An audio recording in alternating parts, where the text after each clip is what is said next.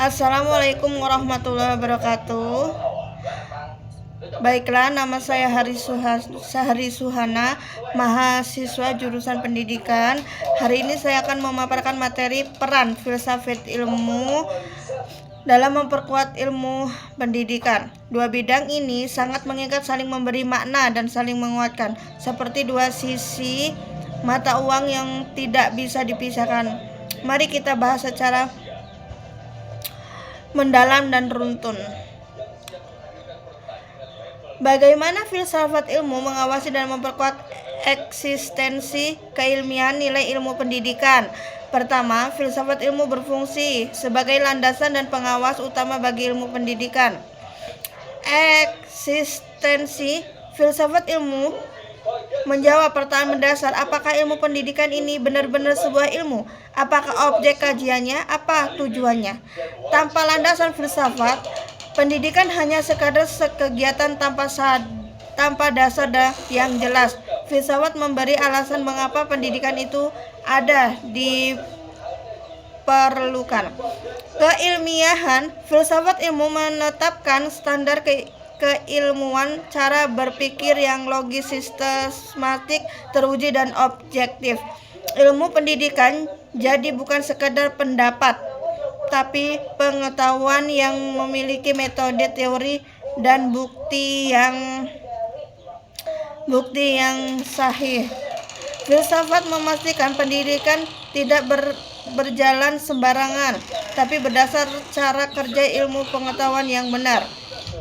Nilai-nilai di sini filsafat memberi arah moral dan etika. Ilmu pendidikan tidak hanya bicara bagaimana cara mengajar, tapi juga untuk apa, dengan nilai apa yang kita mendidik. Filsafat ilmu menanamkan nilai kebenaran, kebaikan, keadilan, dan kemanusiaan ke dalam setiap konsep pendidikan. Poin 2. Bagaimana ilmu pendidikan memperkembangkan filsafat ilmu?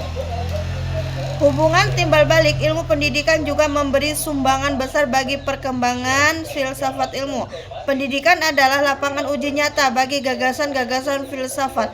Ketika filsafat menemukan konsep tentang hakikat manusia, hakikat pengetahuan atau tujuan hidup, pendidikan yang menerapkan misalnya, filsafat mendapatkan manusia adalah makhluk dan berpotensi berkembang.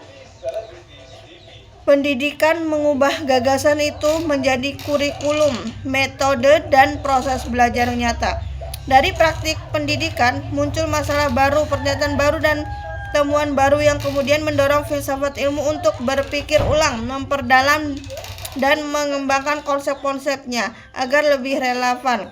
Singkatnya, pendidikan menjadi filsafat ilmu tetap hidup, berpakai, dan terus berkembang seiring kebutuhan manusia. Yang ketiga, filsafat ilmu sebagai pisau analisis ontologi, epistemologi, antisiologi. Ontologi, apa yang dikaji, menjauh hakikat pendidikan, hakikat peserta didik, hakikat pengetahuan. Contoh, masalah siswa malas belajar, dibedah dulu. Apa hakikat belajar? Apakah siswa itu makhluk aktif atau pasif? Jawaban ini menentukan solusi yang tepat.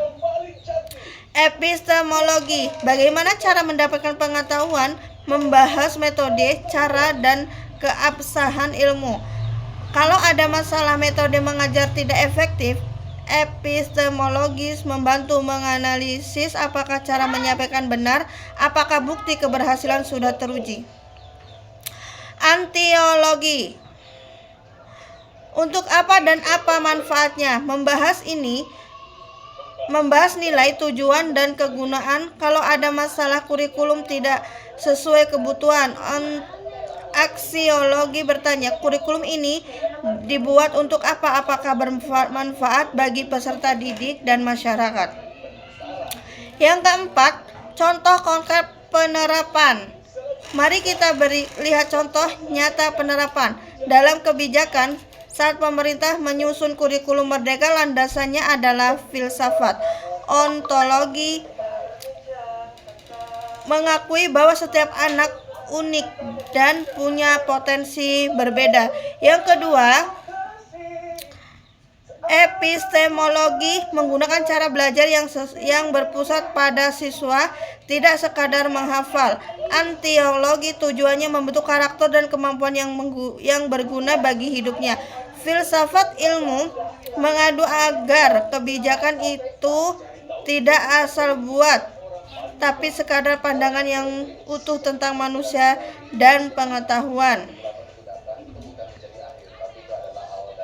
Kesimpulan, filsafat ilmu adalah tulang punggung ilmu pendidikan, memberi dasar, kejelasan nilai dan cara berpikir yang benar. Sebaliknya, pendidikan adalah ruang hidup bagi filsafat ilmu agar gagasan-gagasannya teruji dan berkembang. Keduanya saling menguatkan sehingga pendidikan bisa berjalan benar, bermakna dan terus maju sesuai zaman. Demikian memaparkan saya. Semoga bisa memperjelas bagaimana peran besar filsafat ilmu di dunia pendidikan. Terima kasih atas perhatiannya. Wassalamualaikum warahmatullahi wabarakatuh.